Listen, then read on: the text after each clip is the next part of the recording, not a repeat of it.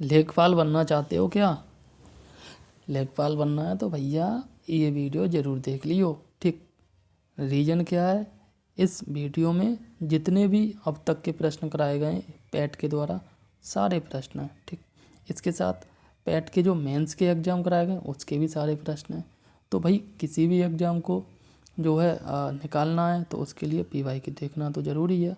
ठीक, तो PYQ देखना है तो इस वीडियो को ज़रूर देख लेना। ठीक, एंड इस वीडियो में हम बात करेंगे आज भारतीय संविधान के बारे में। ठीक, और हाँ एक और चीज़ यार, आते हो वीडियो देखते हो चले जाते हो, अच्छी बात है नहीं है ना, तो प्लीज़ लाइक शेयर भी कर दिया करो। ठीक है, अरे हर बार ना तो एक बार तो कर ही दो, और चैनल पे पहली बार आए तो प्लीज़ चैनल को भी सब्सक्राइब कर दियो। ठीक, आइए बात करते हैं।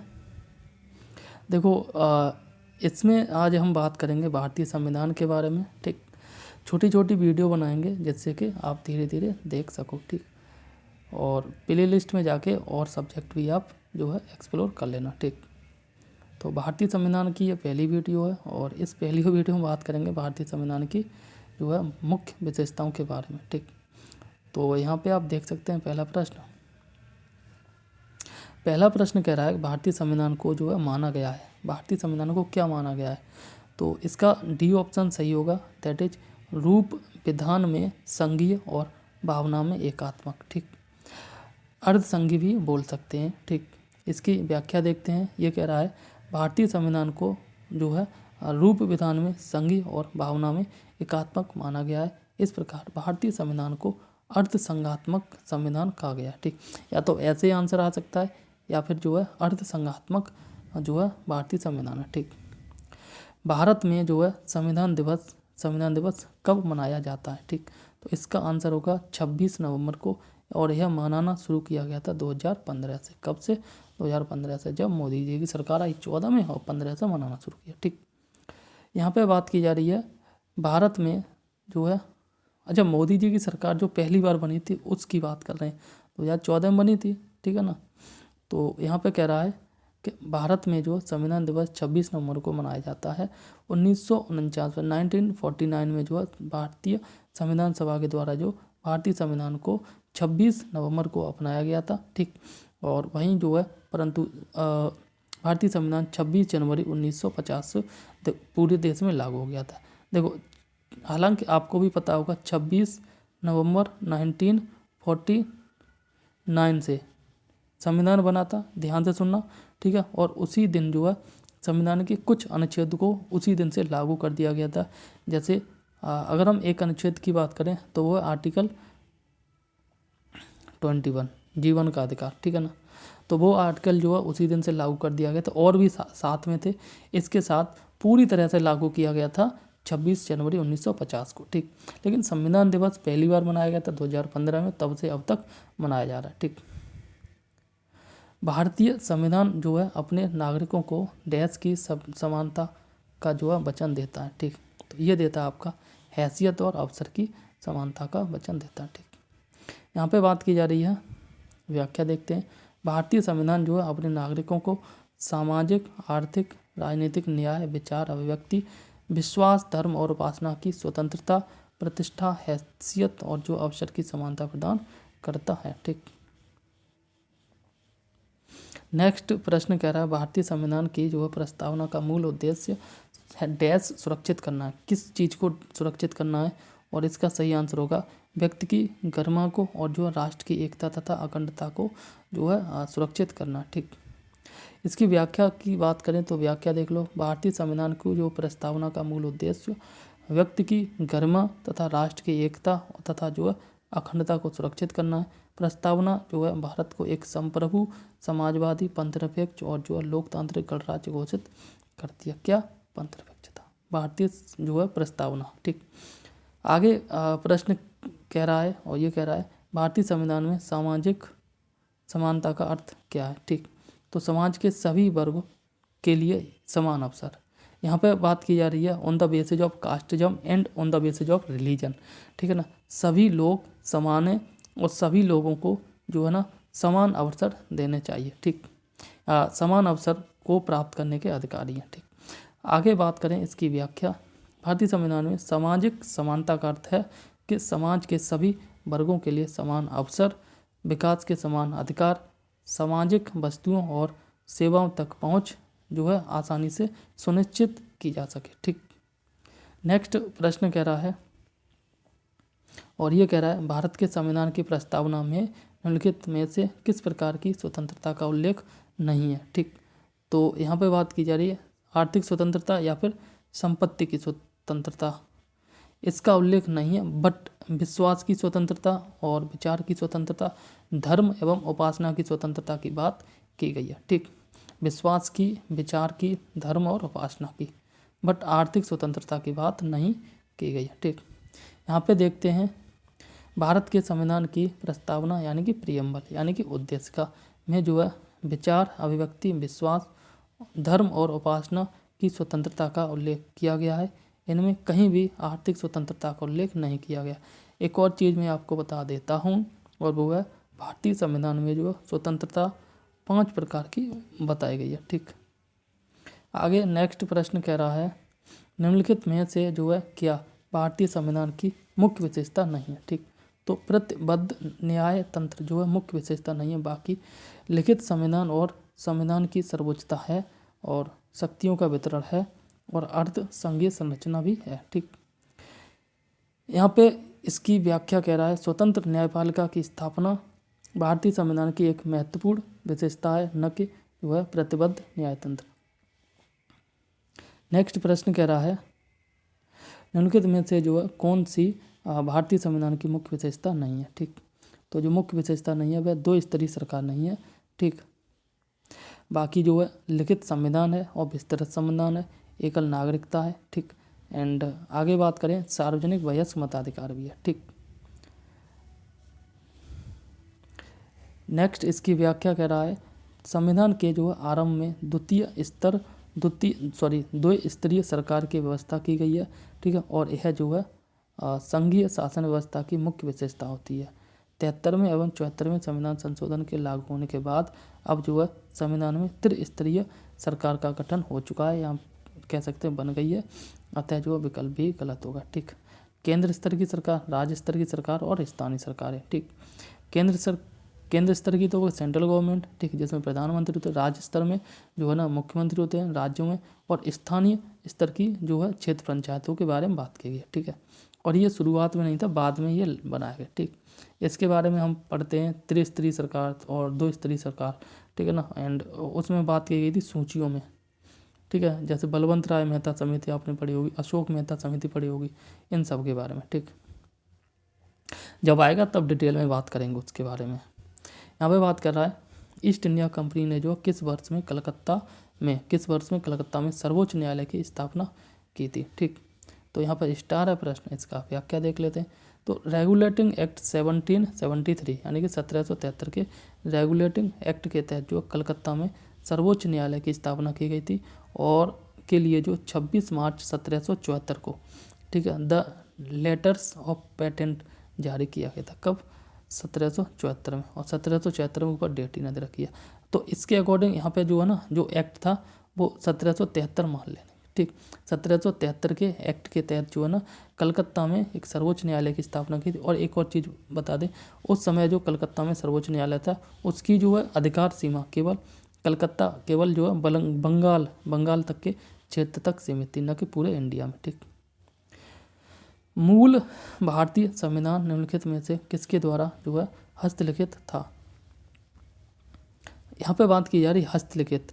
ठीक है, हस्तलिखित किसके द्वारा हाथों से लिखा गया था? ठीक है ना, यानी टाइप राइटर कौन थे? ठीक, तो ये थे आपके प्रेम बिहारी नारायण रायजादा। ठीक, और ये वीडियो के 2023 वाले प्रश्न में आया है। ठीक, एग्जाम में आया। मूल भारतीय संविधान प्रेम बिहारी नारायण रायजादा के द्वारा हस्तलिखित है।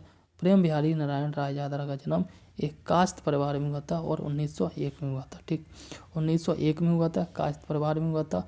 ठीक है, इन्होंने अपने हाथों से पूरे संविधानों को लिखा था। ठीक, और इनका नाम था प्रेम बिहारी नारायण रायजादा। ठीक, आगे बात कर रहे हैं, अब पुरानी वाली स्टाइल से पढ़ाई करेंगे। ठीक है ना, पुरानी वाली स्टाइल क्या हम बोलते हैं उसे रिकॉल टेक्निक। ठीक है, तो रिकॉल टेक्निक में क्या होता है, हम पूरा कंटेंट को पढ़ेंगे और आंखें बंद करके जो है उसे याद करेंगे। ठीक, आइए डिस्कस करते हैं।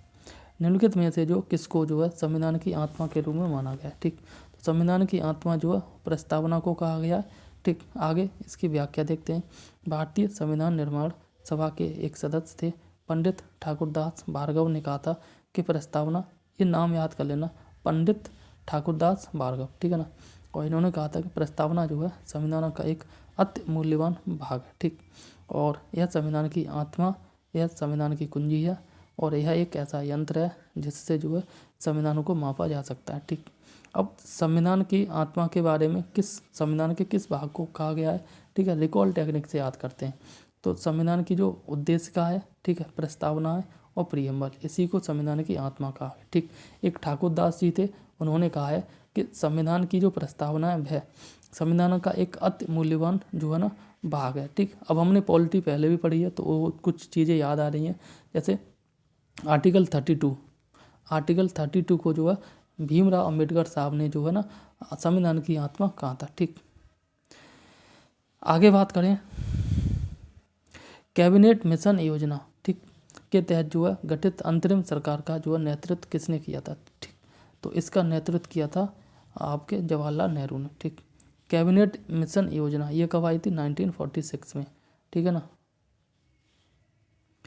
आगे बात की जा रही है कैबिनेट मिशन योजना के तहत जो है गठित अंतरिम सरकार की घोषणा जो है 24 अगस्त 1946 को की गई थी। वायसराय इसमें कार्यपालिका का पदेन अध्यक्ष था। ठीक, और जवाहरलाल नेहरू जो है उपाध्यक्ष थे और उप सभापति बनाया गया था किसे, जवाहरलाल नेहरू को। ठीक, 13 दिसंबर 1946 को संविधान में, कब, 13 दिसंबर 1946 को संविधान में जो है उद्देश्य प्रस्ताव, इसको बोलते हैं ऑब्जेक्टिव रेजोल्यूशन, किसके द्वारा पेश किया गया था, ये किया गया था आपका जवाहरलाल नेहरू के द्वारा। कब किया गया था, 13 दिसंबर 1940 को। ठीक, 13 दिसंबर 1940 को जो है संविधान में उद्देश्य प्रस्ताव जो है जवाहरलाल नेहरू के द्वारा पेश किया गया था और यह जो है 22 जनवरी को जो है ये पारित हो गया था। ठीक, नेक्स्ट ईयर। आगे बात की जाती है भारत के संविधान की प्रस्तावना को और किस नाम से जानते हैं। ठीक, तो ये आमुख के नाम से जानते हैं। ठीक, बाकी उद्देश्य का भी बोलते हैं, प्रियम्बल भी बोलते हैं। ठीक है, 42वें संविधान संशोधन अधिनियम 1976 के द्वारा उद्देशिका में जो 3 शब्द जोड़े गए थे, याद कर लेना, बहुत ही ज़्यादा इंपॉर्टेंट है, ये यहाँ से आ ही जाता है, समाजवादी, पंथनिरपेक्ष और जो अखंडता। इसको याद कैसे कर लो, तो सांप के नाम से याद कर लो, सांप के नाम से। ठीक है ना, समाजवादी जो डंडा लगा है, अखंडता पे ही हमने अंग की बिंदी लगा दी, और पद से याद कर लो पंथनिरपेक्षता। ठीक है, तो समाजवादी, अखंडता और पंथनिरपेक्ष। ठीक, समाजवादी, अखंडता, पंथनिरपेक्ष, 3 शब्द जोड़े गए थे 42वें संविधान संशोधन 1976 को। ठीक, और इस संविधान संशोधन को मिनी संविधान भी बोलते हैं। ठीक, कई एक इसमें संशोधन हुए थे। निम्नलिखित में से जो किसने पहले 1935 में संविधान सभा का जो है सुझाव पारित किया था या प्रस्तावित किया था, ये किया था आपका एम.एन. रॉय ने। किसने, एम.एन. रॉय ने। ठीक, आगे बात करें वर्ष 1934 में संविधान सभा का सुझाव जो है सबसे पहले एम.एन. रॉय ने दिया था और इस विचार को मूर्त रूप देने के कार्य जो पंडित जवाहरलाल नेहरू ने किया था। ठीक, इसके बाद जो दिसंबर 1936 में, ठीक है ना, 2 साल बाद, ठीक, कांग्रेस के फैजपुर अधिवेशन हुआ था और जिसमें जो संविधान के अर्थ एवं महत्व की व्याख्या की गई थी। तो सबसे पहले विचार दिया था एम.एन. रॉय ने 1934 में, 1936 में, और जवाहरलाल नेहरू ने इसको जो है एक मूर्त रूप दिया था। और कब दिया था, इसमें फैजपुर अधिवेशन हो रहा था। ठीक है ना। आगे बात करते हैं भारत संविधान सभा में कुल जो कितनी महिला थी, तो जो महिलाएं थी उनकी संख्या थी 15। ठीक है, कुल 15 महिलाएं थी संविधान सभा में। ठीक, संविधान सभा के पहले अध्यक्ष कौन थे, ये तो सभी को पता है, डॉक्टर सच्चिदानंद सिन्हा। ठीक, कौन थे, डॉक्टर सच्चिदानंद सिन्हा, ये पहले अध्यक्ष थे, या फिर हम कह सकते हैं अस्थायी अध्यक्ष थे डॉक्टर सच्चिदानंद सिन्हा। और जो दूसरे अध्यक्ष या यूँ कह सकते हैं स्थायी अध्यक्ष वे थे आपके डॉक्टर राजेंद्र प्रसाद। ठीक, 9 दिसंबर 1940 को भारतीय संविधान की जो है प्रथम बैठक हुई थी, जिसमें डॉक्टर सच्चिदानंद सिन्हा को अस्थायी अध्यक्ष के रूप में चुना गया था। और 2 दिन बाद यानी कि 10 तारीख के बाद 11 तारीख को, ठीक है, 11 दिसंबर 1940 को सबकी सहमति से डॉक्टर राजेंद्र प्रसाद को जो है संविधान सभा का स्थायी अध्यक्ष बना दिया गया था। ठीक, आगे बात की जा रही है भारतीय संविधान सभा का जो प्रथम अधिवेशन कब हुआ था। तो प्रथम अधिवेशन हुआ था आपका 9 दिसंबर 1940 को। देखो इंपॉर्टेंट डेटा याद कर लेना, 9 दिसंबर को प्रथम अधिवेशन हुआ था। उसी दिन जो है अस्थायी रूप से अध्यक्ष चुन लिए गए थे डॉक्टर सच्चिदानंद सिन्हा। 11 दिसंबर को दूसरा अधिवेशन हुआ और उसमें जो है ना राजेंद्र प्रसाद जी को स्थायी अध्यक्ष चुन लिया गया था। ठीक, संविधान सभा का प्रथम अधिवेशन 9 से 23 दिसंबर तक हुआ था। अच्छा एक सेकंड, 9 से 23 दिसंबर तक हुआ था। ठीक है ना, यहाँ पे थोड़ी मिस्टेक हो गई। ये जो 11 दिसंबर हुआ जो डेट है वो प्रथम अधिवेशन में ही है। ठीक, तो संविधान सभा का जो प्रथम अधिवेशन 9 दिसंबर से 23 दिसंबर 1940 के मध्य तक चला था। ठीक, और संविधान सभा का जो मुख्य उद्देश्य भारत के लिए संविधान का निर्माण करना था। ठीक है, और 9 दिसंबर 1940 को संविधान सभा का जो अस्थायी अध्यक्ष चुना गया था डॉक्टर सच्चिदानंद सिन्हा को। ठीक, और निम्न में से किसने संविधान सभा में उद्देश्य प्रस्ताव को पेश किया था। तो ये किया था आपका जवाहरलाल नेहरू जी ने।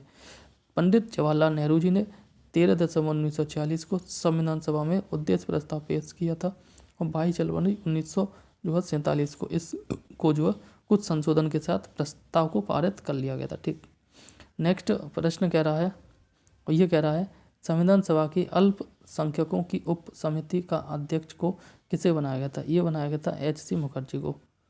उप समिति के अध्यक्ष बनाए थे किसे, H.C. मुखर्जी को। ठीक, तो संविधान सभा ने संविधान के निर्माण से संबंधित विभिन्न कार्यों को करने के लिए कई समितियों का गठन किया था। इनमें से सबसे बड़ी जो है 8 समितियां थी और कुछ छोटी थी, और कुछ जो 8 बड़ी समितियां थी और कुछ छोटी थी। ये समितियां एवं जो उनके अध्यक्ष निम्नलिखित हैं। जैसे इंपॉर्टेंट है, ध्यान से सुन लेना। ठीक, संघ शक्ति समिति के अध्यक्ष थे डॉक्टर जवाहरलाल नेहरू और संघीय संविधान समिति के अध्यक्ष थे पंडित जवाहरलाल नेहरू। अगर शब्द संघ दिख जाए या शब्द संघीय दिख जाए, दोनों एक जैसे दिख रहे हैं, इन दोनों के अध्यक्ष थे पंडित जवाहरलाल नेहरू। प्रांतीय संविधान समिति के अध्यक्ष थे सरदार वल्लभ भाई पटेल। ठीक, इसको कैसे याद कर लो कि जो प्रांतों को इकट्ठा किया था वो इन्होंने किया था। ठीक, इसीलिए। ठीक, प्रारूप समिति के अध्यक्ष ड्राफ्टिंग कमेटी के तो सभी को पता है डॉक्टर भीमराव अम्बेडकर जी।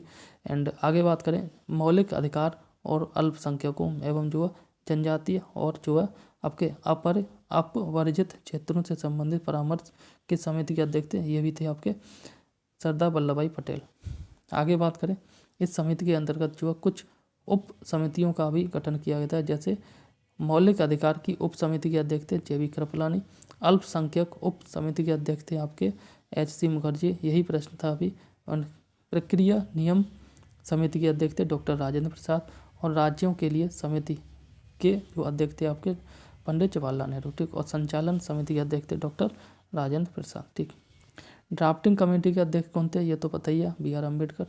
ठीक है, नेक्स्ट प्रश्न कह रहा है भारत का जो है संविधान लिखा गया था। भारत का संविधान लिखा गया था 2 साल किंतु 3 वर्ष से कम, यानी कि एग्जैक्ट डेट की बात करें 2 साल 11 महीना और 18 दिन। ठीक है, बाकी पता ही है आपको। भारत का संविधान जो है संविधान सभा द्वारा डैश में अपनाया गया था और 26 जनवरी 1950 को लागू हुआ था। तो 26 जनवरी 1949 को जो अपनाया गया था लागू हुआ था 26 जनवरी 1950 को।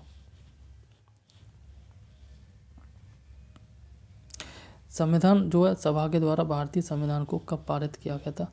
ठीक है, तो ये पारित किया गया था 26 नवंबर 1949 को। ठीक, नेक्स्ट प्रश्न कह रहा है इनमें से वो कौन सा कारक नहीं है जो भारतीय संविधान के निर्माण में योगदान देता है। ठीक, तो औद्योगिक क्रांति है जो कारक नहीं है, वो भारतीय संविधान के योगदान में निर्माण में योगदान नहीं देता। बाकी देता है ब्रिटेन में संसदीय लोकतंत्र, रूस में समाजवादी क्रांति और अमेरिका में जो है अधिकारों का विधेयक। ठीक, यहाँ पे इसकी व्याख्या देख लेते हैं।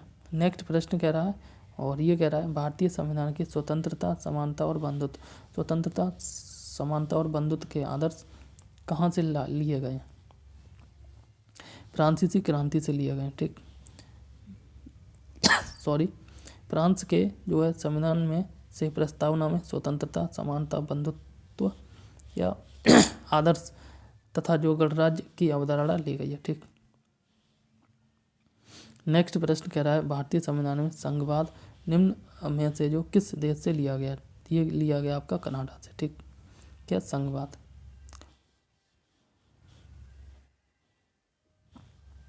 इनमें से जो कौन सा भारतीय संविधान की महत्वपूर्ण विशेषता नहीं है? ठीक, तो इसका जो सही आंसर होगा वो होगा ऑप्शन डी।